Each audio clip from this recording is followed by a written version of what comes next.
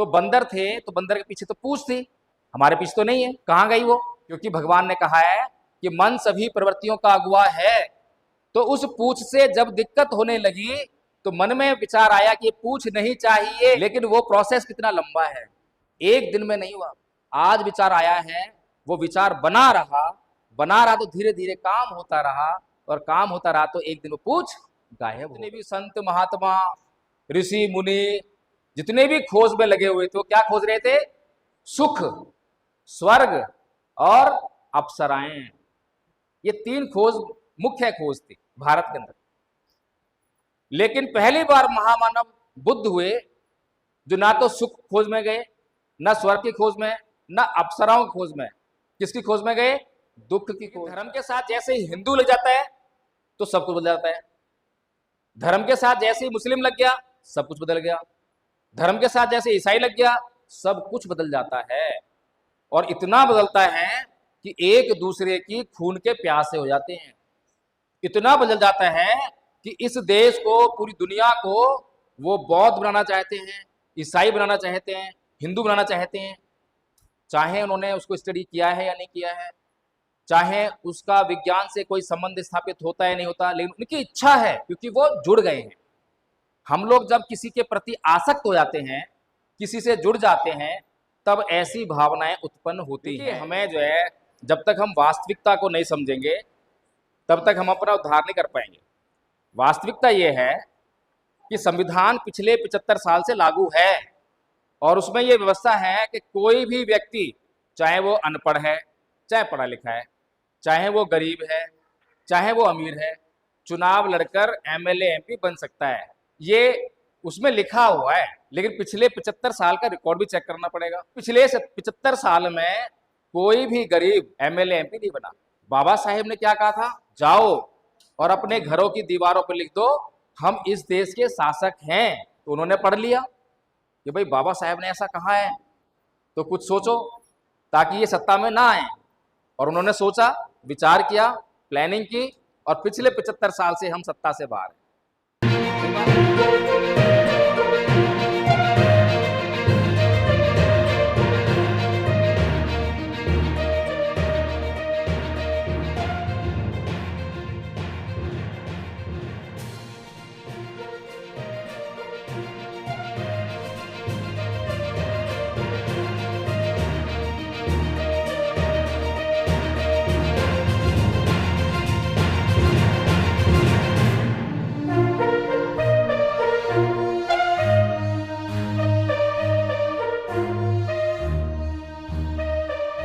बाबा साहब की जयंती थी, वो तो 2 दिन पहले थी। क्या हम इसके लिए इकट्ठा हुए हैं? ताकि मुझे पता लग जाए, उसी दिशा में हम बोलें, उसी दिशा में बात करें। परम पूज्य बाबा साहब डॉक्टर भीमराव अंबेडकर का जो मिशन था, हमें उस पर जो है पूरी ईमानदारी से बात करनी चाहिए। और जो सत्य है, सही बात है, उसको बोलने में बिल्कुल भी संकोच नहीं करना चाहिए, डर महसूस नहीं करना चाहिए। क्योंकि जिनकी जयंती मनाने का हम प्रयास कर रहे हैं, वो कोई मामूली इंसान नहीं है। वो इस दुनिया का सबसे बड़ा विद्वान व्यक्ति। अगर हम अपनी तुलना उनसे करें तो हम उनके मुकाबले में कहीं पर भी नहीं ठहरते। ये सीधी सी बात। तो हमें पूरी सच्चाई और ईमानदारी के साथ उनके द्वारा इस समाज के, इस देश के उत्थान के लिए कही गई बातों पर विचार करना चाहिए। आज पहली बार जयंती मना रहे हैं हम। मुझे लगता है कि 56 के बाद, जब से बाबा साहेब दुनिया से गए हैं, उनके जाने के बाद जयंती मनाने का बहुत बड़े पैमाने पर सिलसिला शुरू हुआ। और आजकल तो बहुत ज़्यादा मनाते हैं। तो जयंती क्यों मना रहे हैं? जैसे हम अपने बच्चों की जयंती मनाते हैं, जन्मदिन सेलिब्रेट करते हैं, क्या हम वैसे ही बाबा साहेब जयंती मनाते हैं? ऐसा ही तो है। हम अपने बच्चों की जयंती कैसे मनाते हैं? उस दिन जो है डीजे लगाएंगे, केक लाएंगे, और डीजे पर नाचेंगे, गाएंगे, खुशियाँ मनाएंगे, और केक काट देंगे और उसको खाएंगे। ऐसे हम अपने बच्चों का जन्म मनाते हैं। ऐसे ही हम अपने महापुरुषों का जन्म मना रहे हैं। तो दोनों में फर्क क्या हुआ? कोई फर्क हुआ क्या? क्या महापुरुषों का जन्मदिन भी हमें उसी तरह से मनाना चाहिए? महापुरुषों का जन्मदिन उनके विचारों के आलोक में मनाना बहुत जरूरी है। क्योंकि हमारे महापुरुष हमारे लिए, हमारे उत्थान के लिए कुछ कहकर गए हैं, और जो वो कहकर गए हैं और अभी तक अगर वो पूरा नहीं हुआ है, काम अगर अधूरा अटका हुआ है, तो हमारा उत्थान भी रुका हुआ है। इस देश में लोगों पर नाना प्रकार से शोषण होता है, अत्याचार होता है, और वो एक पूरा मैकेनिज्म है। ऐसे ही शोषण नहीं होता, उसके पीछे एक पूरी व्यवस्था है। वो व्यवस्था किस प्रकार से काम करती है, इसकी हमें जानकारी होनी चाहिए। अगर उस व्यवस्था के काम करने की हमें जानकारी हो जाएगी, तो हो सकता है कि हम उससे अपना बचाव कर लें। तो अभी भारत की जो व्यवस्था है, उसमें जो समाज है भारत का, वो विभिन्न धर्मों में बटा हुआ है। इस देश में हिंदू हैं, मुसलमान हैं, सिख हैं, ईसाई हैं, बौद्ध हैं, जैन हैं, ये सारे धर्म। हिंदू धर्म जो है 4 भागों में बटा हुआ है, ब्राह्मण, क्षत्रिय, वैश्य और शूद्र। और इस देश में SC, ST, OBC पर जो है बहुत जुल्म और सितम हो रहा है, जिसमें आदिवासी लोग भी आते हैं, ट्राइब्स आते हैं। अब ये अत्याचार जो है कर कौन रहा है और कैसे कर रहा है? क्योंकि भारत का जो संविधान है वो तो हमें लोकतंत्र देता है, और लोकतंत्र में जिसके पास वोट है उसकी सरकार बनेगी, और जिसकी सरकार बनेगी उसके पास क्या होगा? उसके पास शक्ति होगी, और उसी शक्ति से वो या तो भला करेगा या बुरा करेगा। तो अभी भला हो रहा है या बुरा हो रहा है? पिछले 75 साल से भला हो रहा है या बुरा हो रहा है?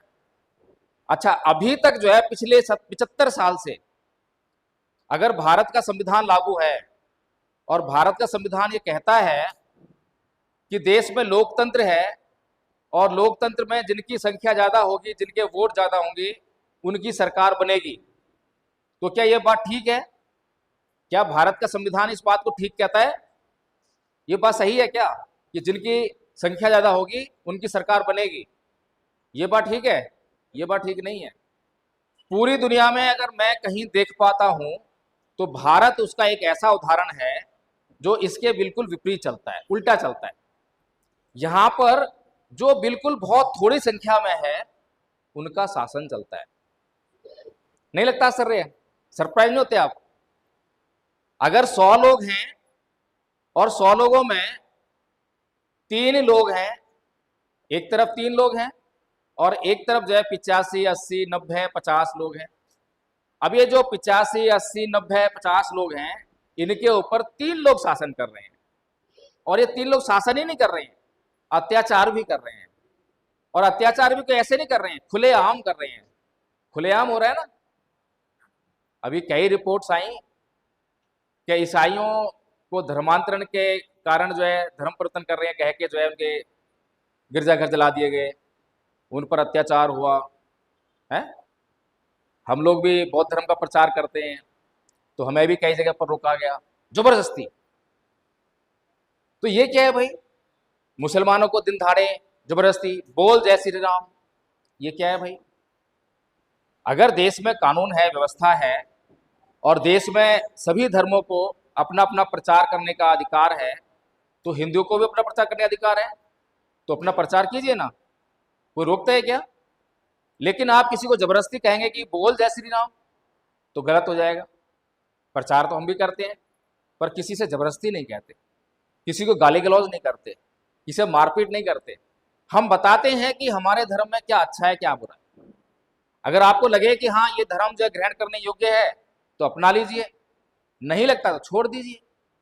यही तो है प्रचार का मतलब। प्रचार मतलब जबरदस्ती नहीं है, कोई थोपने वाली चीज नहीं है। लेकिन ये दिन दहाड़े हो रहा है। किस कारण से हो रहा है? क्योंकि वो जो 3 लोग हैं, 100 में से 3 लोग वो सत्ता में आते हैं। और सत्ता में क्यों आ रहे हैं? क्योंकि ये जो 50, 70, 80, 85 जो भी है, इनको जो है ज्ञान नहीं है, इस बात का ज्ञान नहीं है कि भारत का संविधान भारत में लागू है, और ये हमें शासक बनने का अधिकार भी देता है। शासक बनने का अधिकार देता है, देता कि खाली वोट देने का अधिकार देता है? बताइए। खाली शासक बनने का अधिकार है या खाली वोट देने का अधिकार है? कौन सा अधिकार है हमारे पास? दोनों अधिकार है। अच्छा, आप में से कितने लोग हैं जो अगली बार एमएलए का चुनाव लड़ेंगे? एक भी नहीं है। बड़ा ताज्जुब है। तो आपके लिए संविधान के मायने क्या हुए? सोचिए, आपके लिए संविधान है ही नहीं। अच्छा, आप लोग क्यों चुनाव नहीं लड़ेंगे बताएं जरा? मन नहीं करता या कुछ और बात है? आप लोग चुनाव क्यों नहीं लड़ना चाहते? एमएलए का चुनाव लड़ोगे, एमएलए बन जाओगे तो गाड़ी मिलेगी, बंगला मिलेगा, है ना, और बहुत बड़ी संख्या में लोग आपकी जो है पीछे पीछे घूमने के लिए मिलेंगे। कोई मामूली बात है क्या? सैलरी भी मिलेगी। तो क्यों नहीं बनना चाहते एमएलए? तो आप चुनाव लड़ेंगे? चुनाव लड़ेंगे, ठीक है। क्यों लड़ेंगे चुनाव? जीतने के लिए, हारने के लिए? कौन सी पार्टी चुनाव लड़ेंगे? बनाना पड़ेगा। तो मैंने इसलिए तो पूछा कि जीतने के लिए, हारने के लिए, क्योंकि आप तो हारने के लिए चुनाव लड़ेंगे। नहीं, मन तो सबका करेगा कि हम जीतने के चुनाव, हम जीत जाएं, पर ऐसा हो ना मन करने जीत जाएगा। भाई, हमें सच्चाई भी तो स्वीकार करनी पड़ेगी। सच्चाई तो ये है कि इस देश में जो राष्ट्रीय पार्टियां हैं या कोई लोकल पार्टी है जिसका प्रभुत्व है, लोग उसी को वोट करते हैं। और वे लोग कोई चुनाव ऐसे तो लड़ते नहीं हवा में, करोड़ों रुपया खर्च करते हैं। आपके पास है करोड़ रुपया? अरे फिर चुनाव कैसे लड़ेंगे आप? गलत बात है। संविधान ने आपको अधिकार दिया है कि बिना पैसे चुनाव लड़ लो? दिया है? आपको संविधान ने ये चुनाव लड़ने का अधिकार दिया है कि आपके पास पैसे नहीं है और चुनाव लड़ लो? दिया है। देखिए, हमें जो है, जब तक हम वास्तविकता को नहीं समझेंगे तब तक हम अपना उद्धार नहीं कर पाएंगे। वास्तविकता ये है कि संविधान पिछले 75 साल से लागू है और उसमें यह व्यवस्था है कि कोई भी व्यक्ति, चाहे वो अनपढ़ है, चाहे पढ़ा लिखा है, चाहे वो गरीब है, चाहे वो अमीर है, चुनाव लड़कर एमएलए एमपी बन सकता है। ये उसमें लिखा हुआ है, लेकिन पिछले 75 साल का रिकॉर्ड भी चेक करना पड़ेगा। अब रिकॉर्ड क्या कहता है कि पिछले 75 साल में कोई भी गरीब एक दो केस को छोड़कर एमएलए एमपी नहीं बना। सही कह? अच्छा, गरीब ज्यादा है इस देश में या अमीर ज्यादा है? तो किसको जाना चाहिए संसद में? और है गरीब को। तो ऐसा हो कैसे रहा है? इस दुनिया में जब जब किसी महापुरुष ने जिन लोगों के लिए महत्वपूर्ण सुझाव दिए, उन सुझावों को, जिन लोगों के लिए सुझाव दिए, उन लोगों ने पढ़ा ही नहीं, उन लोगों ने जाना ही नहीं, और जिनके खिलाफ दिया है उन लोगों ने पढ़ा, स्टडी किया और उनका इलाज कर दिया। उदाहरण दें आपको, पूरी दुनिया में कार्ल मार्क्स का विचार आप जानते हैं। कार्ल मार्क्स ने किसके लिए विचार दिया था? क्या विचार दिया था? उसने कहा कि ऐ दुनिया के मजदूरों, इकट्ठे हो जाओ, तुम संख्या में ज्यादा हो। फैक्ट्री में एक मालिक होता है और 50, 100, 1000 जो है मजदूर होते हैं।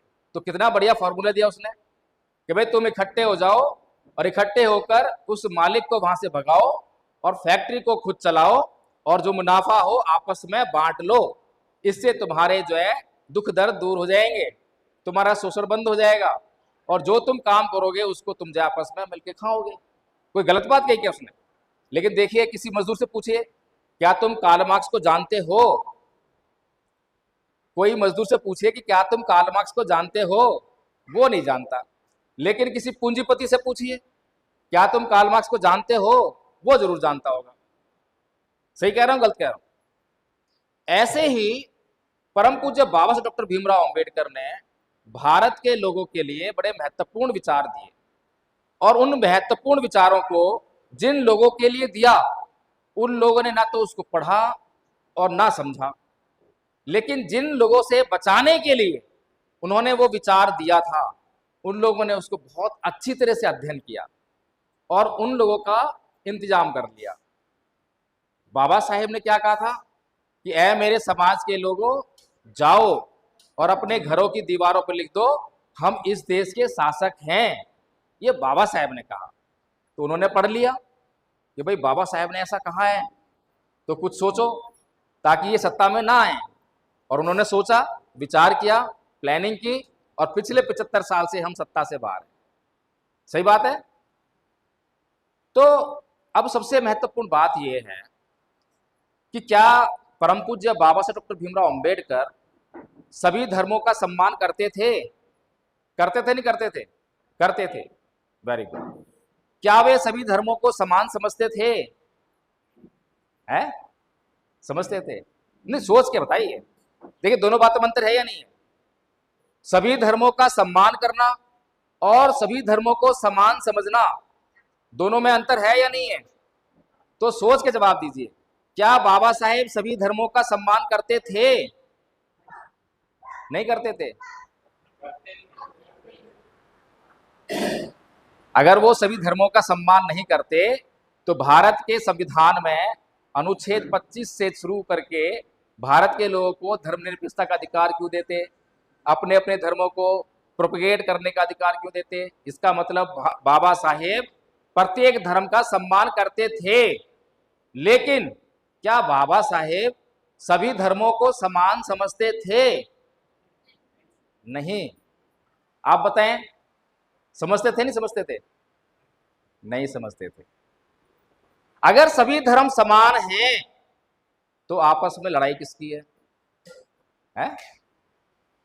भाई, एक धर्म जो है अन्य धर्मों को स्वीकार नहीं करता, ऐसे ही लड़ाई है ना। अगर सभी धर्म एक दूसरे को स्वीकार करें तो लड़ाई ना हो। लेकिन लड़ाई सबसे बड़ी चल रही है दुनिया में, वो तो इसी बात से चल रही है। तो हमें जो है एक एक चीज को समझना पड़ेगा। अगर हम एक एक चीज को बड़ी बारीकी से समझेंगे तो मुझे लगता है कि हम अपने लक्ष्य तक पहुंच जाएंगे। अब बाबा साहेब का ये मानना था, सम्मान देखिए, यहाँ पर जो है 3 लोग बैठे हैं, 3 धर्म के लोग हो सकते हैं, तो मैं किसी को भी सम्मान करके बोलूंगा, आदरणीय करके बोलूंगा, ये मेरा सम्मान है। लेकिन इन तीनों लोगों में से ये कोई भी अपना विचार कहेंगे तो उस पर मैं अपना दिमाग लगाऊंगा कि इनका विचार जो है सही है या गलत है, मेरे काम का है या नहीं है, तभी तो स्वीकार करूंगा। अगर ये लोग बोले भाई जैसे तुम मेरा सम्मान कर रहे हो ऐसे मेरी बात का भी सम्मान करो, तो वो तो गलत हो जाएगा। गलत हो जाएगा ना, हो जाएगा है? तो ऐसे ही अब प्रत्येक धर्म जो है अलग अलग है, अलग अलग है ना। हिंदू धर्म, बौद्ध धर्म, जैन धर्म, ईसाई धर्म, मुस्लिम धर्म, लेकिन एक बात जो है कॉमन है, वो क्या है? धर्म। धर्म सब में है, लेकिन धर्म के साथ जैसे ही हिंदू लग जाता है तो सब कुछ बदल जाता है। धर्म के साथ जैसे ही मुस्लिम लग गया सब कुछ बदल गया। धर्म के साथ जैसे ईसाई लग गया सब कुछ बदल जाता है। और इतना बदलता है कि एक दूसरे की खून के प्यासे हो जाते हैं। इतना बदल जाता है कि इस देश को, पूरी दुनिया को वो बौद्ध बनाना चाहते हैं, ईसाई बनाना चाहते हैं, हिंदू बनाना चाहते हैं, चाहे उन्होंने उसको स्टडी किया है या नहीं किया है, चाहे उसका विज्ञान से कोई संबंध स्थापित होता है नहीं होता, लेकिन उनकी इच्छा है क्योंकि वो जुड़ गए हैं। हम लोग जब किसी के प्रति आसक्त हो जाते हैं, किसी से जुड़ जाते हैं, तब ऐसी भावनाएं उत्पन्न होती हैं। होती है ना। आप सबको मालूम है कि हम सब एक दिन मरेंगे, सबको मालूम है, ये सच्चाई है। तो रोते क्यों? सच्चाई है तो रोते क्यों? जब पता है कि जिसने जन्म लिया है वो एक दिन मरेगा, फिर रोते क्यों हैं? भावना। भावना कैसे पैदा हो रही है? आसक्ति। बच्चा जिस दिन पैदा होती है क्या करते हैं? डीजे लग जाता है, नाचने गाने लगते हैं, मिठाइयां बंटने जाती हैं, होता है ना था? खुशियां, इतने खुशियां, और वही बच्चा अगले दिन बीमार पड़ गया, और बीमार पड़ के जो है 1-2 दिन में मर गया। फिर क्या होता है? गम, दुख, रोना, पीटना। इसीलिए भगवान बुद्ध ने इस दुनिया को सच्चाइयां बताई, क्योंकि सच्चाई जो है बहुत भीतर छुपी हुई है। सच्चाई सबको नहीं पता है। अच्छा ये बताइए, ये क्या है सामने जो है? दीवार है ना। सब यही मान रहे दीवार है, और हम पूरी जिंदगी इसको दीवार ही मानेंगे। हमारे लिए सच्चाई है, पूरा हमारा विश्वास है कि ये दीवार है। क्या ये दीवार जो है ईंट नहीं है, सीमेंट नहीं है, रेता नहीं है, पानी नहीं है, आग नहीं है, पैसा नहीं है, मजदूर नहीं है? ये है या नहीं है? अब क्या इस दीवार के अंदर जो ईंट है वो भट्टा, आग, रेत, पानी, मजदूर ये नहीं है? है। और जो रेत है उसके अंदर, ईंट के अंदर, वो रेत क्या है? सूक्ष्म कण, तरंगे, है या नहीं है? अब बताइए आपके विश्वास का क्या हुआ? आपका जो ये विश्वास है कि ये दीवार है, और सच्चाई क्या है? ये तो तरंग है। मैं यहाँ दिखाई दे रहा हूं? अभी मेरा परिचय क्या हुआ कि हमारे बीच में दिल्ली से चलकर एडवोकेट जय भीम प्रकाश आए हैं। आपको मैं क्या दिखाई दे रहा हूं? एडवोकेट जय भीम प्रकाश। क्या मैं सच्चाई हूं? क्या मैं सच्चाई हूं? बताइए मुझे। मैं सच्चाई नहीं हूं। जब मैं आपके बीच में आया था और अब तक काफी लंबा समय हो गया है, मैं बदल गया हूं। बदला हूं नहीं बदला? अरे साइंस तो पढ़ते ही हैं, मैं साइंस की तो बातें कर रहा हूं। बात मैंने नाम भगवान बुद्ध का ले दिया है वो अलग बात है, लेकिन बात तो साइंस की है। बदला हूं नहीं बदला? नहीं समझ में आ रहा होगा। चलिए, जैसा मैं बचपन में पैदा हुआ था क्या मैं वैसा ही हूं? नहीं हूं ना। अगर मैं बचपन का फोटो लाके दिखा दूं तो आप पहचान लोगे मुझे? इसका मतलब मैं हर पल बदल रहा हूं ना। तो जब मैं आया था और अब मैं आपके बीच में जो बोल रहा हूं बहुत बदल गया हूं, लेकिन आपको दिखाई नहीं दे रहा। तो सच्चाई जो है बहुत भीतर छुपी हुई है और सच्चाई हर किसी को समझ में नहीं आती है। इसी काम को, इसी महत्वपूर्ण काम को जो है इस दुनिया के सर्वश्रेष्ठ शास्त्रा तथागत भगवान बुद्ध ने किया। दुनिया को सच्चाई बताने का काम किया। अब ये सारी दुनिया जो है दुखों में ग्रस्त है, दुखों से घिरी हुई है। घिरी हुई है ना, घिरी हुई। ये कहेंगे कि सुख भी है दुख भी है, ऐसा है क्या? कभी सुख कभी दुख, ऐसा होता है क्या? ऐसा होता है? नहीं।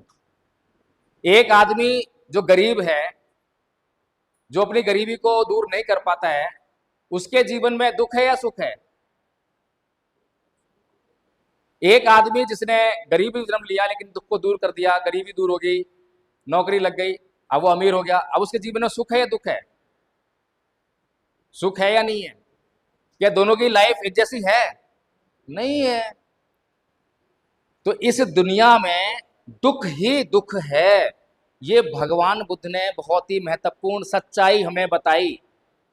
कैसे बताई? जातिपि दुखा जरापि दुखा व्याधिपि दुखा मरणमपि दुखं शोक परिदेव दोमनस्युपाया सापि दुखा पियेहि विपयोगो दुखो अप्येहि संपयोगो दुखं यमपि छंगने लवती तमपि दुखं संकितेन पचुपादान खंदापि दुखा। इसका मतलब है कि जन्म लेना दुख है, रोग दुख है, बीमारियां, बुढ़ापा दुख है, मरना दुख है, प्रियजनों का बिछुड़ना दुख है, जिनको हम प्यार करते हैं जब उनसे बिछड़ते हैं दुख होता है। अप्रियजन जिनको हम नहीं चाहते हैं जब वो हमसे मिलते हैं तो दुख होता है। जो चीजें हम चाहते हैं नहीं मिलती है तो दुख होता है। कुल मिलाकर 5 स्कंदों से निर्मित ये शरीर दुखों का घर है। सही कहा गलत कहा? और ये केवल बुद्ध ने कहा है। इसके अलावा अगर किसी ने इस दुनिया को बताया हो कि इस संसार में दुख ही दुख है तो मुझे बता देना, क्योंकि सारी दुनिया तो सुख ढूंढ रही है। भगवान बुद्ध से पहले ये सारे संसार के जितने भी संत महात्मा ऋषि मुनि जितने भी खोज में लगे हुए थे, क्या खोज रहे थे? सुख, स्वर्ग और अप्सराएं। ये 3 खोज मुख्य खोज थी भारत के अंदर। लेकिन पहली बार महामानव बुद्ध हुए जो ना तो सुख खोज में गए, ना स्वर्ग की खोज में, ना अप्सराओं की खोज में। किसकी खोज में गए? दुख की खोज में। क्यों गए? क्योंकि सुख को किसी ने परिभाषित नहीं किया। अब जिस चीज की हम परिभाषा नहीं जानते हैं, जिस चीज को हम जानते नहीं है, तो उसको ढूंढेंगे कैसे? और ढूंढेगी नहीं तो मिलेंगे कैसे? सोचिए, मेरे पास ये मोबाइल है। अगर ये मोबाइल मैं इस कमरे में रख दिया और आपने कभी मोबाइल नहीं देखा, जिंदगी में कभी मोबाइल नहीं देखा, और मैंने कहा भाई जाइए जरा मेरा मोबाइल ले आइए, लेकर आ जाओगे क्या? आप कभी कुछ लेकर आओगे, देखिए मोबाइल है क्या? कभी कुछ लेकर आओगे, मोबाइल है क्या? ऐसे करोगे ना। लेकिन अगर मैं आपको बता दूं कि देखो मोबाइल ऐसा होता है, इतना बड़ा होगा, उसमें ऐसे टच करोगे तो लाइट जलेगी, ऐसा कुछ मैं बता दूं तो आप थोड़ी देर में जाओगे और मोबाइल ले आओगे। तो इसीलिए भगवान बुद्ध जो है ये देख रहे हैं कि डिफाइन क्या किया जाता है। तो सुख को कोई डिफाइन कर सकता है क्या? कभी किसी ने सुख को डिफाइन किया है? बताइए, आप कर सकते हैं सुख को डिफाइन कि सुख क्या है? सुख को कोई नहीं जानता। इसीलिए भगवान बुद्ध ने बहुत अच्छा तरीका अपनाया कि भाई चलो सुख को डिफाइन नहीं किया जाता तो दुख को डिफाइन करें। तो दुख को इस तरह से डिफाइन कर दिया, जन्म लेना दुख है, मृत्यु दुख है, रोग दुख है, बुढ़ापा दुख है, प्रियजन का छोड़ना दुख है, अपरिजन का मिलना दुख है, जो चाहते हैं वो नहीं मिलता दुख होता है। कुल मिलाकर जो है 5 स्कंदों से निर्मित ये शरीर दुख ही दुख है, दुखों का घर है। जैसे ही कोई प्राणी उत्पन्न होता है तो उसके जीवन में दुख ही दुख आने लगता है। ठीक बात है। खाली मनुष्य नहीं, मनुष्य के अलावा जितने भी प्राणी हैं जैसे ही उत्पन्न हुए, जैसे ही जन्म लिया, उनका जीवन जो है दुखों से भर जाता है। पहली बात तो दुखी आता है, फिर उसके प्रयास शुरू होते हैं। प्रयास होते हैं ना, जैसे कि बच्चा जन्म लेता है तो पहला प्रयास क्या होता है उसका, पहला दुख क्या है, पहला दुख क्या है? भगवान बुद्ध ने कहा जिगच्छा परमा रोगा, भूख सबसे बड़ा रोग है? तो पैदा होते ही हर एक प्राणी के का पहला दुख क्या होता है? भूख। इसीलिए उसको दूर करने के लिए क्या करता है वो? प्रयास। क्या का प्रयास? रोता है। जब रोता है तो संकेत मिलता है कि बच्चा भूखा है। सही कहा? तो फिर क्या मतलब हुआ? अब देखिए प्रकृति हमें सबको बता रही है, लेकिन प्रकृति का सिद्धांत छोड़कर हम उल्टी दिशा में जा रहे हैं और बुद्ध हमें प्रकृति के सिद्धांत बता रहे हैं, यूनिवर्सल ट्रुथ बता रहे हैं। तो बच्चे ने क्या शुरू किया? दुख को दूर करना शुरू किया ना, या सुख को पाना शुरू किया? क्या शुरू किया? दुख को दूर करना शुरू किया। तो इसलिए भगवान बिल्कुल सही डायरेक्शन जा रहे हैं। क्या कह रहे हैं? दुख को ढूंढो, दुख मिल जाएगा तो उसको नष्ट करो, और जब दुख नष्ट हो जाएगा तो क्या रह जाएगा? आसान है ना। लेकिन ये संसार जो भगवान बुद्ध के ज्ञान से इंकार करता है, भगवान बुद्ध से इंकार कर देता है, तो क्या करता है वो? जिंदगी में सुख सुख ढूंढता है, सुख सुख सुख। शुभानुपस्सिंग विहरंतं इंद्रियेषु असंबुद्धं। कुल मिलाकर कि जो लोग शुभ ही शुभ देखकर जीते हैं कि सब कुछ ठीक है, सब कुछ ठीक है, जीते ना हम लोग, जो कल की परवाह नहीं करते, अगले पल की परवाह नहीं करते कि अगले पल क्या होने वाला है। जिस आदमी को, जिस मजदूर को उस दारू में सुख दिखाई दे रहा है, और सुख दिखाई देता, सुख को हम भोगने के लिए दौड़ते हैं। जैसे ही आपको सुख दिखाई देता है तो आप उसको भोगने के लिए दौड़ते हो। ये प्राकृतिक प्रवृत्ति है, हमारी स्वाभाविक प्रवृत्ति है। तो जिस मजदूर ने 500 रुपए कमाए, सुख के रूप में उसके पास दारू की बोतल आई और उसने खरीद के उसको पी लिया, अब क्या आने वाला है? दुख आएगा नहीं आएगा? पूरी जिंदगी गरीबी में, है ना। ऐसे ही हम अपनी पूरी जिंदगी को अगर हम एनालाइज करें, सुबह से लेकर शाम तक की हम जो क्रियाकलापों को देखें, तो हम सुखों को ढूंढ रहे हैं, सुखों को ढूंढ रहे हैं। एक और उदाहरण दूं मैं। देखिए भगवान बुद्ध यहां पर नहीं है, नहीं है। कभी देखा भगवान बुद्ध की मूर्ति कैसे बैठते ध्यान में? कमर सीधी, है ना, और कोई कुर्सी नहीं है, कोई कुर्सी तो नहीं है ना, बिना कुर्सी की टेक के बिल्कुल कमर सीधी, और वही पोस्टर है। एक बार क्या हुआ कि भगवान बुद्ध ऐसे ध्यान कर रहे थे, कमर सीधी, गर्दन सीधी, आंखें बंद। उनके पास राजा बिंबिसार आया, और राजा बिंबिसार आकर बोला, उसने पहले नमन किया। नमन किया तो भगवान ने कहा कि आओ राजन, बैठो, आसन लो। बैठ गया। बोला कि भगवान मैं बहुत बलवान हूं, मैं बहुत बलवान हूं, मैं रोज सुबह शाम वर्जिश करता हूं, एक्सरसाइज करता हूं जिम में, मैं बहुत वजन उठा लेता हूं, मैं एक तलवार के वार से इतने लोगों को मार सकता हूं, इतने युद्ध जीत चुका हूं मैं। भगवान बोले बहुत अच्छा राजन, बैठो। बैठ गया। भगवान ने बोला कि हे राजन, क्या तुम मेरे साथ बैठकर 1 घंटा ध्यान कर सकते हो? राजा बोला हाँ भगवान, मैं 1 घंटा ध्यान कर लूंगा। भगवान बोले बहुत अच्छा राजन, क्या तुम मेरे साथ बैठकर 4 घंटा ध्यान कर सकते हो? राजा बोला हाँ भगवान, मैं 4 घंटा ध्यान कर लूंगा। बहुत अच्छा राजन, क्या तुम मेरे साथ बैठकर 1 दिन ध्यान कर सकते हो? हाँ भगवान, 1 दिन ध्यान कर लूंगा।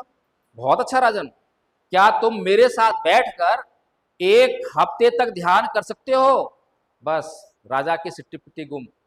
कहता है नहीं भगवान, 1 दिन भी मेरे बस की नहीं थी, वो तो मैंने आपसे ऐसे ही बोल दिया था। ध्यान करना इतना आसान है क्या?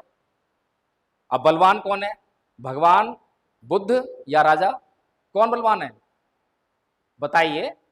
साइंस है, चमत्कार नहीं है। भगवान बुद्ध को चमत्कार नहीं कर रहे हैं, यहां चमत्कार की बात नहीं, मैं भी बताऊंगा आपको, अभी समझाऊंगा कैसे साइंस है। बलवान कौन है, भगवान बुद्ध या राजा? कैसे बलवान है, कौन सी शक्ति है? शक्ति कौन सी है? ये मन, अभी आदरणीय आचार्य दीपांशी ने बताया, मनोपुबंगमा धम्मा मनो सेठा मनोमया मनसा च पदुठे न भासती वा करोति वा ततो नंग दुखमन वेति चक्रंग वह बहतो पदंग। मन सभी प्रवृत्तियों का अगुवा है। सोचिए आप जो, आप चारों तरफ जो दिमाग घुमाइए, कौन कौन सी चीज दिखाई दे रही है? ये सभी चीजें पहले आपके मन में उपस्थित हुई या वैसे बन गई? ये पंखा सबसे पहले आपके माइंड में आया ना, कैसा आया? गर्मी लग रही है, कुछ करा जाए, तो एक वो बना लिया ऐसे चलने वाला है ना। फिर कह रहे हाथ दुख रहा है, कुछ ऐसा करा जाए कि कुछ, तो एक टेबल फैन आ गया। अरे ये टेबल फैन जो है गर्मी देता है, कुछ ऐसा करा जाए कि गर्मी में थोड़ा सा जो है ठंडा आए, कूलर बन गया। कूलर में चिपचिपा आता है, अरे कुछ ऐसा करा जाए चिपचिपाना है, एसी बन गया। सब कहाँ से बन रहा है? मन के अंदर आ रहा है। जैसे मन के अंदर प्रश्न आ रहा है वैसे ही सब कुछ बनते जा रहा है। आप जो भी कुछ देख लिए, कपड़े, चेयर, ये सब कुछ जो है आपके चारों तरफ जो संसार दिखाई दे रहा है, वो सारा संसार जो है आपके मन की देन है। सही कहा गलत कहा? एक और उदाहरण देते हैं। साइंस पढ़ते हैं तो कहते हैं ना कि हम लोग जो है, हमारे पूर्वज कौन थे? बंदर। ऐसा ही है क्या? ये सही बात है या गलत बात है? तो बंदर थे, तो बंदर के पीछे तो पूंछ थी, हमारे पीछे तो नहीं है। कहां गई वो? कहां गई? कभी सोचा है? क्योंकि भगवान ने कहा है कि मन सभी प्रवृत्तियों का अगुवा है। तो उस पूंछ से जब दिक्कत होने लगी तो मन में विचार आया कि पूंछ नहीं चाहिए। आया होगा ना? लेकिन वो प्रोसेस कितना लंबा है, एक दिन में नहीं हुआ। आज विचार आया है, वो विचार बना रहा तो धीरे धीरे काम होता रहा, और काम होता रहा तो एक दिन वो पूंछ गायब हो गई। मन में आया है। ये सभी बातें आज का विज्ञान, भगवान बुद्ध ने ये बातें कही 2600 साल पहले, और आज साइंस जो है इन्हीं बातों को, भगवान बुद्ध की एक एक बात को प्रूव करता है। आप चैट जीपीटी उठा के देखिए, उससे प्रश्न कीजिए कि बताओ इस्लाम और साइंस में क्या मतभेद है, पूरी लिस्ट देगा। कि मुस्लिम ये कहते हैं, इससे साइंस जो है इसको स्वीकार नहीं करता। बताओ हिंदू और साइंस में क्या विरोध है, पूरी लिस्ट देगा।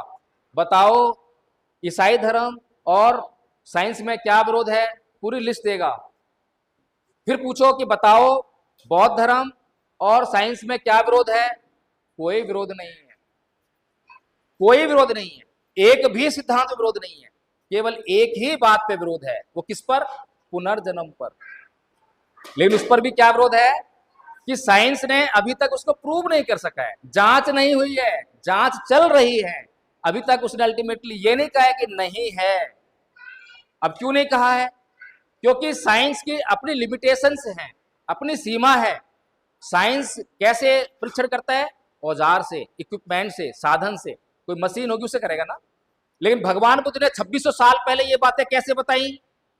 ध्यान से। तो भगवान बुद्ध जो है अनलिमिटेड है।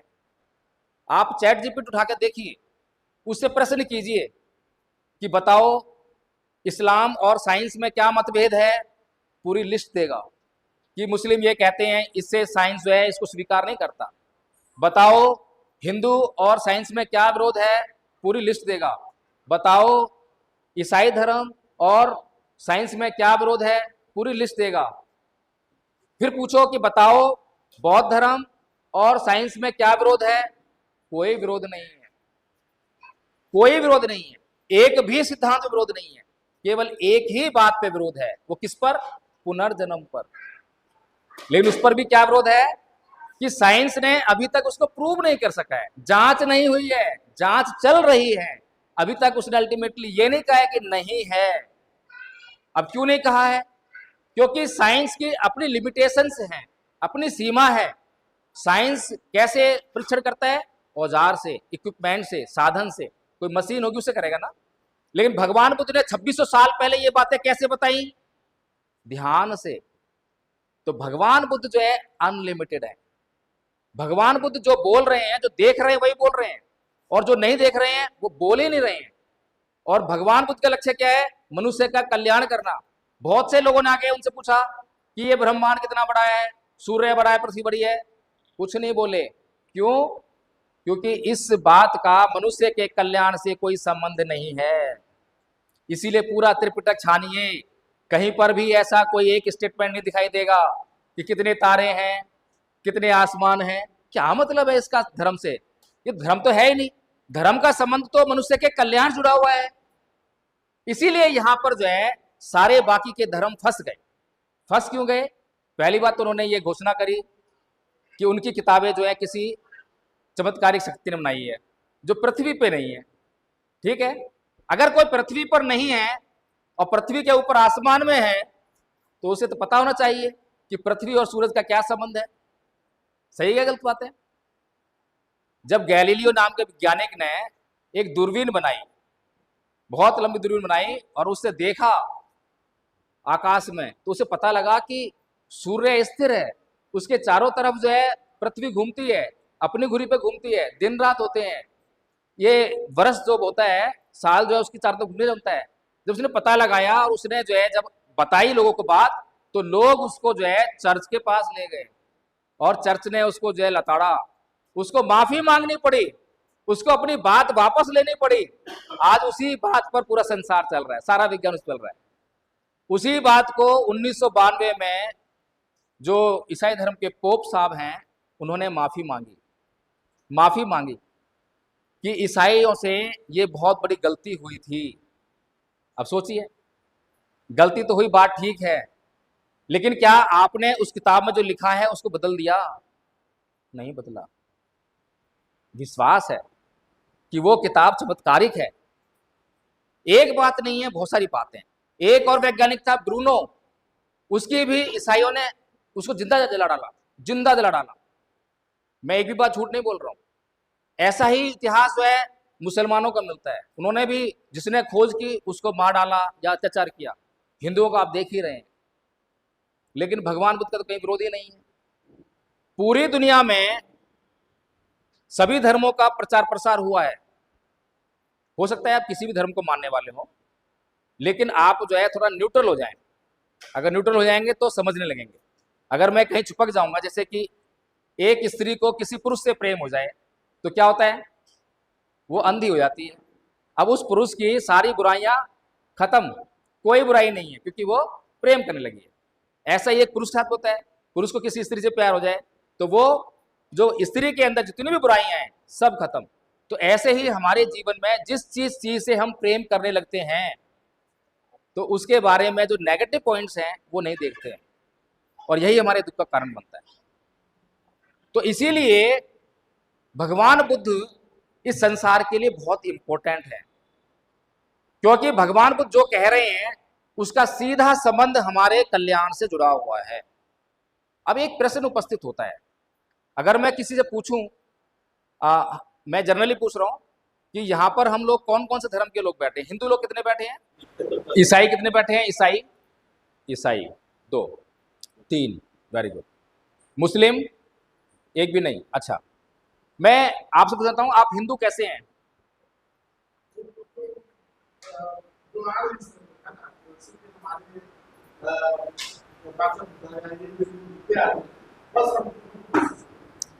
Right answer. ये हिंदू इसलिए है क्योंकि उन्होंने हिंदू परिवार में जन्म लिया। राइट। अभी किसी मुसलमान से पूछें ये सवाल, क्या बोलेगा? मैं मुस्लिम इसलिए हूं क्योंकि मैंने मुस्लिम परिवार में जन्म लिया। ईसाई धर्म के लोग कुछ कन्वर्ट हो रहे हैं आजकल, तो उनके लिए थोड़ा सा अपवाद हो सकता है, वो कहेंगे हमने जो है समझा इसलिए हो गया। लेकिन मैं उन दोनों की बात करता हूं। लेकिन आज पूरी दुनिया में बौद्ध भी ऐसे ही हो रहे हैं। जो बौद्ध परिवार में पैदा हो गए तो बौद्ध हैं वो, उन्हें स्टडी नहीं किया उन्होंने। ऐसे जो ईसाई परिवार में पैदा हो गए तो ईसाई है वो, स्टडी नहीं किया। अब मुझे एक जवाब दीजिए, अगर किसी घर में जो हिंदू है उस घर में बच्चा पैदा हुआ और पैदा होते ही हमने उसको मुसलमान के घर में छोड़ दिया, अब उसकी आइडेंटिटी क्या है? क्या बनेगा वो? मुस्लिम। अब किसी हिंदू देवी देवता या ईश्वर के भीतर वो ताकत है जाके उस बच्चे को बता सके, देख तू मुसलमान नहीं है, तू हिंदू है कोई ताकत? ऐसे ही कोई मुसलमान घर में बच्चा पैदा हुआ और उसको हिंदू घर में छोड़ दिया, किसी अल्लाह के अंदर ताकत है जो बता सके कि तू हिंदू नहीं है, तू मुसलमान है कोई? इसका मतलब क्या है? ये हिंदू होना, मुसलमान होना, ईसाई होना, बौद्ध होना, ये तो असत्य है, ये तो झूठ है। अगर सच होता तो उस सच तक तो वो आदमी पूछता है पहुंचता, चाहे कहीं भी जाए। लेकिन वो सच नहीं है। सच क्या होता है? सच यूनिवर्सल ट्रूथ होता है। जैसे कि आप सभी लोगों को भूख लगती है, तो भूख कैसे मिटाते हो? खाना खाकर। चाहे हिंदू हो, मुसलमान हो, ईसाई हो, क्या फर्क पड़ता है?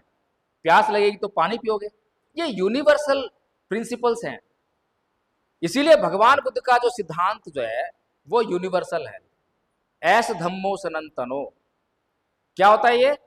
कि भगवान बुद्ध या फिर किसी भी बात को, किसी भी प्रिंसिपल को, किसी भी सिद्धांत को आप कहीं भी लागू कीजिए, किसी भी देश में, तो रिजल्ट एक जैसा आएगा। किसी भी समय लागू कीजिए, रिजल्ट एक जैसा आएगा। किसी भी व्यक्ति पर लागू कीजिए तो रिजल्ट एक जैसा आएगा। सार्वभौमिक है, सार्वजनीन है, सर्वकालिक है। ये तीन गुण जिसके अंदर हो वो सनातन है। समझ में आ गई बात? है ना? जैसे साइंस के प्रिंसिपल्स हैं, सिद्धांत हैं, ऐसे ही भगवान बुद्ध की बातें हैं। साइंस ने जो है क्यों उसको एक एक बात को जो स्वीकार कर लिया? क्योंकि कहीं पर भी बेसिक प्रिंसिपल्स हैं तीन: दुख, अनंत, अनित्य। तीन सिद्धांत हैं। दुख मैंने आपको बताया कि संसार में दुख ही दुख है, लेकिन हम सुख के पीछे भागते हैं। जैसे कि राजा बिंबिसार आया कि मैं बहुत बलवान हूं, और भगवान कह रहे हैं कि क्या एक हफ्ते कर लोगे? नहीं करेंगे। क्यों? क्योंकि आपको मैं कहूं कि ध्यान करो, आप कमर सीधी करके थोड़ी देर बैठोगे, और थोड़ी देर बाद आपकी कमर कहेगी भाई अब तू टेढ़ी हो जा, अब तू कुर्सी पे बैठ जा, अब तू लेट जा। ऐसे कहेगी ना कमर, दर्द होने लगेगा। ये दर्द क्यों हुआ? ये दर्द कहां से हुआ? आपकी कमर में प्रॉब्लम है या आपके मन में प्रॉब्लम है? मन में। मजबूती जो है आपके मन में नहीं है, और मन को आप मजबूत करते हो, ऐसे बैठने की प्रैक्टिस करते हो। तो बुद्ध ने जो है बैठने की प्रैक्टिस की थी। वो बैठे रहे, बैठे रहे, बढ़ाया उसको 1 घंटा, 2 घंटा, 4 घंटा, 1 हफ्ता। ऐसे मन को मजबूत कर लिया, मन को शुद्ध कर लिया, मन को परिशुद्ध कर लिया। अच्छा ये बताइए, आप में से कोई बीमार तो नहीं है आज? कोई बीमार तो नहीं है? अच्छा, आप में से गाली कौन कौन देता है? गाली देते हो? स्वाभाविक बात है, सारे गाली देते हो। गुस्सा करते हो? अच्छा, ये गाली देना और ये गुस्सा करना, ये बीमारी नहीं है? बीमारी है या नहीं है? अभी हम बीमारी किसको कहते हैं? सर्दी, खांसी, जुकाम, कैंसर, टीबी, इसी को बीमारी कहते हैं, है ना? लेकिन जो बीमारियों की असली जड़ है वो क्या है? मन के विकार, काम, क्रोध, मोह, लोभ, द्वेष, तृष्णा, ईर्ष्या। है या नहीं बीमारियां? ये जितनी भी बीमारियां आपके शरीर पर परिलक्षित हो रहे हैं, ये आपके दिमाग के अंदर जो चीज है उसका ये स्वाभाविक परिणाम है। बुद्ध गलत कह रहे हैं क्या? आज बुद्ध के सिद्धांतों पर जब रिसर्च होती है तो मनोविज्ञान पैदा होता है, और मनोविज्ञान पर जो काम करने लगता है उसका उद्धार होने लगता है। ये धम्पद संघ का जब निर्माण किया तो लोगों के चित्त बड़े अशुद्ध थे, लोग आपस में व्यवहार करना नहीं जानते। तो हमने जो है कुछ नहीं किया। बौद्ध धर्म प्रचार तो पिछले 75 साल चल रहा है, लेकिन धर्म का प्रचार नहीं हो रहा है। क्यों नहीं हो रहा है? उसका एक कारण बताता हूं कि जो ऐसी बातों को अपने मन में बनाए रखता है उसका वैर शांत नहीं होता। और आप 3 दिन से वो बातों को मन में बनाए रखे हो, इसीलिए वो गुस्सा शांत नहीं हो रहा। गलती का एहसास हो गया उनको, अरे मैं तो गलती कर रहा था, मैंने मन में बिठा ली, इसीलिए मेरा वैर शांत नहीं हो रहा है। तो जैसे ये बात समझ में आई वैसे ही तुरंत गुस्सा खत्म, उनके बीच में जो है रिलेशन सामान्य हो गए। अब बताइए, बुद्ध का धम्म जो है दवा है या नहीं है? कोई चमत्कार तो नहीं है इसमें? कोई जादू टोना तो नहीं है? प्योर साइंस है। और ये जो बातें हैं, ये झगड़े हैं, ये किस घर में नहीं है? हिंदू के घर में, मुस्लिम के घर में, ईसाई के घर में। भगवान बुद्ध की एक एक बात यूनिवर्सल है, सार्वभौमिक है। किसी भी समय लागू कीजिए, किसी भी व्यक्ति पे लागू कीजिए, किसी भी देश पे लागू कीजिए, रिजल्ट जो है सेम आएगा। जो बातें बताई हैं, बताइए कौन इससे इनकार कर देगा? भगवान बुद्ध ने इसी प्रकार से कहा, ना ही वेरेन वेरानी समुदाचनंग अवेरेन च समंती ऐस्तमुसनंतनो, कि वैर से कभी वैर शांत नहीं होता, अवैर से ही वैर शांत होता है। बताइए दुनिया का कौन सा आदमी इस बात को कहेगा कि ये बात गलत है? कोई कहेगा? अमेरिका में जाओ पूछो कि भाई तुम्हारे यहाँ तो वैर से वैर शांत हो जाता होगा, बोलेंगे हाँ हो जाता है। नहीं भाई, हमारे यहाँ भी लड़ाई बढ़ जाती है? फिर भगवान को तो ये बहाना नहीं लगाते कि अभी कलयुग चल रहा है, अभी सतयुग आएगा, अभी कलयुग में ये काम नहीं करेगा। नहीं भाई, कोई भी समय हो, व्यवहार की बात है ये तो। जब मर्जी अप्लाई करो, जब अप्लाई करोगे जब ही रिजल्ट आएगा। ऐसे धम्म को इस दुनिया में प्रचारित प्रसारित होना चाहिए। और सबसे बड़ी खूबी यह है कि जिसके भीतर गुण होता है उसको कोई लोभ लालच नहीं देना पड़ता, कोई हिंसा नहीं करनी पड़ती। दुनिया भर के धर्मों का इतिहास पढ़ते हैं हम, हिंसा से भरे हुए हैं। भरे हुए नहीं भरे हुए, सभी धर्मों का इतिहास हिंसा से भरा हुआ है। पूरी दुनिया प्रचार तो हुआ लेकिन हिंसा, लोभ, लालच इसी से हुआ है।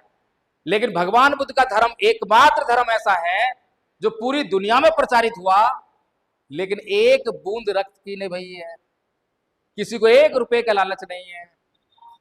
कितना बड़ा गुण होगा जब ही तो फैला है भाई। जिस चीज की हमें जरूरत होती है तो किसी भी कीमत पर उसको घर में लेकर आते हैं। सही बात है गलत बात है? और जिस चीज की हमें जरूरत नहीं होती है, घर में बेकार पड़ी है, निकाल के बाहर फेंक देते हैं।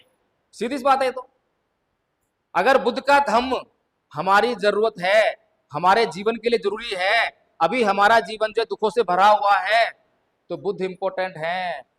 बुद्ध ने किसी को बोला कि धूपबत्ती करो, अगरबत्ती करो? नहीं बोला। लेकिन हमने तो पूजा करना स्टार्ट कर दिया।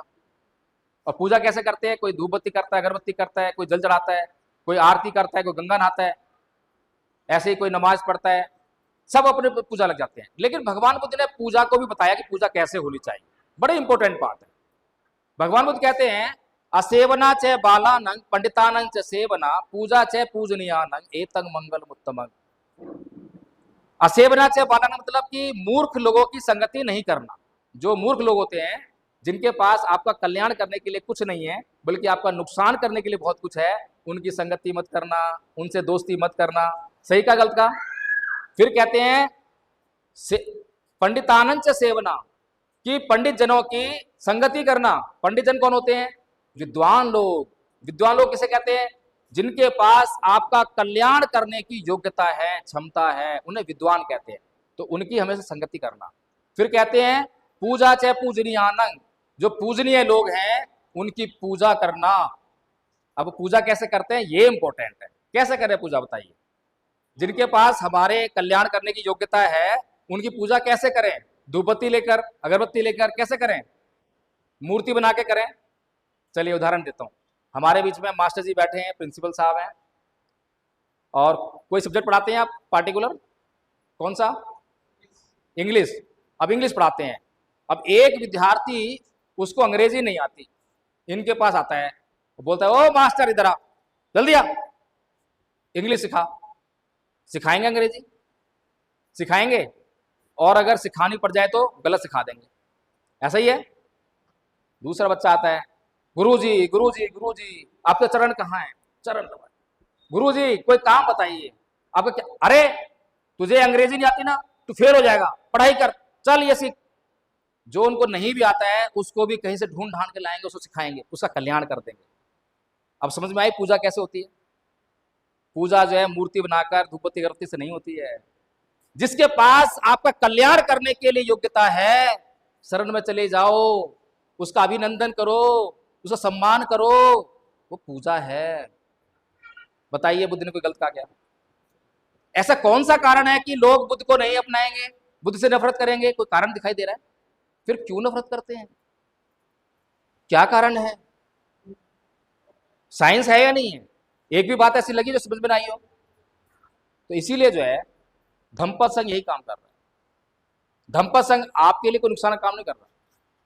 भारत को बुद्ध में करना है। अभी आदरणीय आचार्य दीपांशी ने पूछा था कि भाई भारत को बुद्ध में क्यों करें? It's very important question. सभी धर्म के लोग चाहते हैं कि हमारे धर्म के नाम से ये देश जाना जाए। तो भारत के बौद्ध भी चाहते हैं कि वो भी ऐसा चाहते हैं बौद्धमय हो जाए, बौद्धमय हो जाए। नहीं, बुद्धमय होने का मतलब ये है कि बुद्ध के पास इस देश के, संसार के लोगों का कल्याण करने के लिए जो जो बातें हैं वो बातें सभी लोगों तक पहुंच जाएं, इसमें बुद्धमय होना है। ना कि उसका नाम लिख दो कि बौद्धमय भारत। बौद्धमय भारत लिखने से काम नहीं बनेगा, बल्कि बुद्ध की बातों को जन तक पहुंचाने से, जिसको कि वो अमल करें, अपने जीवन में लागू करें और अपना कल्याण करें, उससे बुद्धमय होगा। एक क्वेश्चन और था, धम्म और धर्म क्या है? अभी मान लीजिए मुझे यूरोप में जाकर जो है इसी धम्म का प्रचार करना पड़े, तो मैं क्या बोलूंगा यूरोप के लोगों से? यूरोप में क्या भाषा है? अंग्रेजी है। तो मैं क्या बोलूंगा? I want to make you understand religion, ऐसे बोलूंगा ना, क्योंकि तो रिलीजन जानते हैं, वहां तो रिलीजन शब्द है। लेकिन मैं उनसे फिर क्या बोलूंगा? But my religion is quite different from your religion, ऐसे तो बोलूंगा। फिर मैं उनको जो है बताऊंगा कि माई रिलीजन इज कॉल्ड धम्मा। फिर बताऊंगा धम्म क्या है, कैसे वो अलग है। तो इसलिए धम्म और धर्म दो शब्द हैं, एक पाली भाषा का शब्द है, एक हिंदी संस्कृत का शब्द है। कुछ लोग बाबा साहेब डॉक्टर भीमराव अम्बेडकर द्वारा लिखी गई किताब बुद्ध उनका धम्म, उसमें एक चैप्टर है, तो उसको पकड़ कर बैठ जाते हैं, लेकिन वो समझते नहीं है। वो चाहते हैं, बाबा साहेब चाहते हैं कि हम धम्म को समझें, धम्म को हम अपने साथ में लेकर चलें, धम्म शब्द को हम ग्रहण कर लें, और धर्म शब्द को जो है हिंदुओं के लिए छोड़ दें, क्योंकि हिंदुओं के पास और कोई भाषा नहीं है, या तो संस्कृत है या हिंदी है, और संस्कृत और हिंदी में धर्म कहा जाता है। तो धर्म उनको डिफाइन करते हैं, वो जिसको धर्म समझते हैं कि पूजा पाठ करना, धूपबत्ती करना, अगरबत्ती करना, उसको धर्म समझते हैं, वो ये समझाना चाहते हैं। लेकिन उसका मतलब ये नहीं है कि आप जो है बस धम्म धम्म चिल्लाते रहो। धम्म को समझाना पड़ेगा। व्हाट इज योर धम्म? आपका धम्म क्या है, क्या कहता है? तो आदरणीय साथियों, अगर आपको कोई सवाल हो तो सवाल कर सकते हैं। मैं आपको बताना चाहता हूँ कि धम्मपद संघ जो है भारत में बौद्ध धर्म का प्रचार प्रसार कर रहा है, और प्रचार प्रसार करने के लिए बौद्ध धर्म का धम्मपद संघ ने कोर्स बनाया है, उसको 3 भागों में बांटा है, प्रथम वर्ष, द्वितीय वर्ष, तृतीय वर्ष।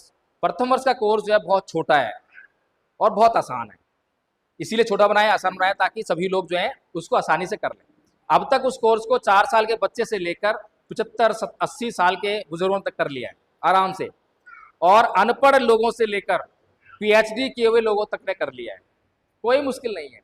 फिर हम ये कहते हैं कि हम कराएंगे, आप केवल अपनी सहमति दीजिए कि हमें करना है, बाकी काम हमारा, हम करा के दिखाएंगे, और करा के दिखाया है, अब तो बहुत से लोग करा दिया।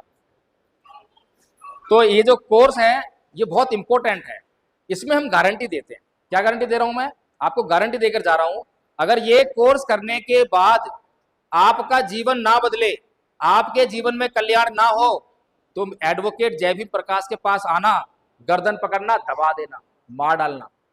मुझे कोई अधिकार नहीं है आपसे झूठ बोलकर और ऐसे करवाने का। अब बताइए, ऐसी गारंटी आपको कहीं मिल सकती है? हिंदू धर्म के पुजारी के पास जाओ, बोलो कि जो तू कह रहा है उसकी गारंटी दे, देगा गारंटी? स्टैम्प पेपर भी साइन नहीं करेगा, मैं करके देता हूं आपको। इस्लाम के पास जाओ, मौलवी से पूछो गारंटी दे रहा है, डॉक्टर से, वकील से गारंटी लो, देगा गारंटी? कोई गारंटी देने वाला नहीं। लेकिन मैं अपने जान को जोखिम में डालकर आपको गारंटी दे रहा हूं। छोटा सा कोर्स है, उसे करने के बाद आपका जीवन बदलने वाला है, जीवन बदलकर दिखाएंगे, आपके जीवन में कल्याण आएगा।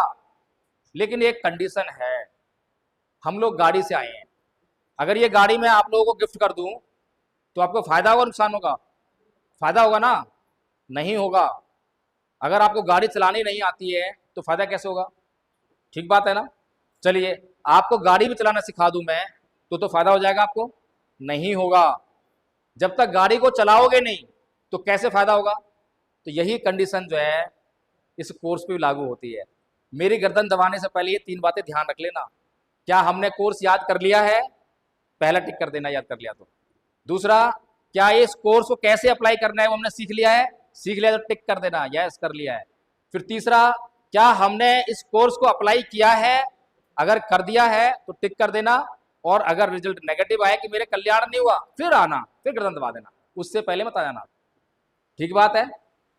तो मैं इन्हीं बातों से अपनी बात समाप्त करता हूं। अगर किसी का कोई क्वेश्चन हो, कोई प्रश्न हो तो आप कर सकते हैं। बाबा साहेब का मिशन है, बाबा साहेब ने सभी धर्मों का सम्मान किया, लेकिन सभी धर्मों के सिद्धांतों को समझने का प्रयास किया, समझाने का प्रयास किया, और इनकार करना, स्वीकार करना हर व्यक्ति की अपना अधिकार है, स्वतंत्रता है, कोई उसको बांध नहीं सकता है। किसी का प्रश्न है क्या? कोई क्वेश्चन? पाली, हाँ पाली भाषा